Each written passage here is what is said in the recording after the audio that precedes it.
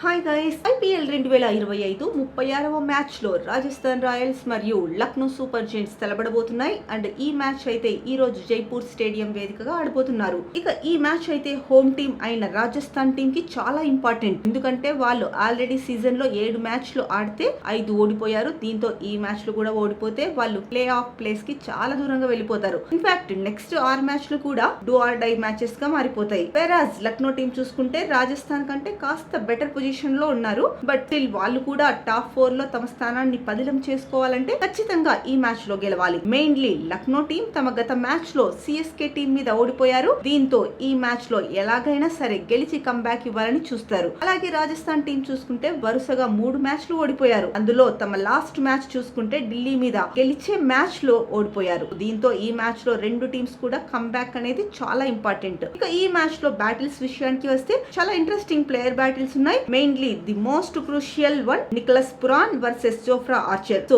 ఈ మ్యాచ్ లో ఒక డిసైడింగ్ బ్యాటిల్ అని చెప్పుకోవచ్చు. ఎందుకంటే నికోలస్ పురాన్ త్వరగా అవుట్ అయితే ఆ టీం ఎంతలా స్ట్రగుల్ అవుతుందో మనం కల్లారా చూసాం. సో ప్రెజెంట్ జోఫ్రా ఆర్చర్ చాలా మంచి ఫామ్ లో ఉన్నాడు. పైగా అతనికి పురాన్ మీద చూసుకున్న చాలా మంచి రికార్డు ఉంది. 7 ఇన్నింగ్స్ లో 36 బాల్స్ వేసి 39 పరుగులు మాత్రమే ఇచ్చాడు. Most importantly Puran 3 times out చేశాడు. దీంతో ఈ మ్యాచ్ పవర్ ప్లే ఇద్దరి మధ్య ఒక మంచి బ్యాటిల్ అయితే మనం చూడొచ్చు. ఇక మిగతా బ్యాటిల్స్ విషయానికి వస్తే ఈ మ్యాచ్ లో జైస్వాల్ మరోసారి రన్స్ కొట్టేందుకు అవకాశాలు కనిపిస్తున్నాయి. ఎందుకంటే అతనికి బోత్ ఠాకూర్ మరి అవేష్ ఖాన్ ఇద్దరి మీద కూడా మంచి రికార్డు ఉంది. దీంతో మేబీ ఈ match power play Lucknow team Digvesh try చేస్తే బాగుంటుంది.